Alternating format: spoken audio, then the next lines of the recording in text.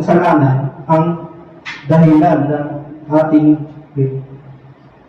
kasalanan ang naghahadlang sa ating relationship with God. Walang kasalanan natin ang dahilan hindi siya ang unang lumalayo sa atin. Tayo lumalayo dahil sa mga bagay na ginagawa nating mali.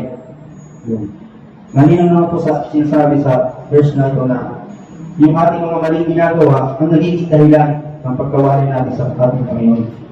Yung mali natin. Ito ay isang palaala. Ito ay isang palaala na ang ating decision in action ay may epekto sa kung paano tayo nakakausap o nakakakuha ng blessing mula sa Kanya. Sa lahat ng ating mga ginagawa at desisyon natin, may epekto yun sa ating relasyon sa Panginoon.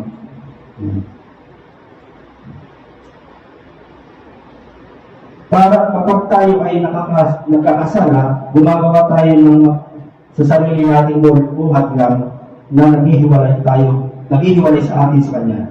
Yun ang nagiging dahilan. Yung malinaw siya sa ating verse na tayo mismo ang gumagawa para tayo mapapalay sa Panginoon dahil sa ating mga mali ginagawa. Paano nagkakaroon ng hadlang? Ang Diyos ay hindi nagbabago o nagiging masama sa atin para iwan tayo. Pero ang ating mga kasalanan ang siyang dahilan kung pagkakalayo natin sa Kanya. Ibinibigay natin yung ating kakasalan talaga, nagiging dahilan. Ipinapakita nito na tayo ang may responsibility na ayusin ang ating relasyon sa Kanya. Hindi lang tayo mahiwalay sa Kanya kapag nagkakasala. Nagpapakita rin ito ng ating spiritual growth at pag-vlog. Kasi, yung ating spiritual, hindi yung nag-uulat dahil sa ating mga pagkasala kasi nahuli yung ating mga kasalanan. At nagkinagiging dahil kaya nanghihina ang ating espiritu.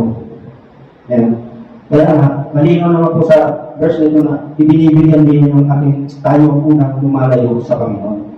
Hindi ang Diyos. Kaya nga po, kung handa po tayo, kaya mabutan natin ito na palagi na dumagalaw ito para lumago ang ating espiritu at pananampalataya sa Kanya. At upang, kaya din tayo natin sa araw nito na upang ihanda tayo sa pagkikipag-isa sa Kanya,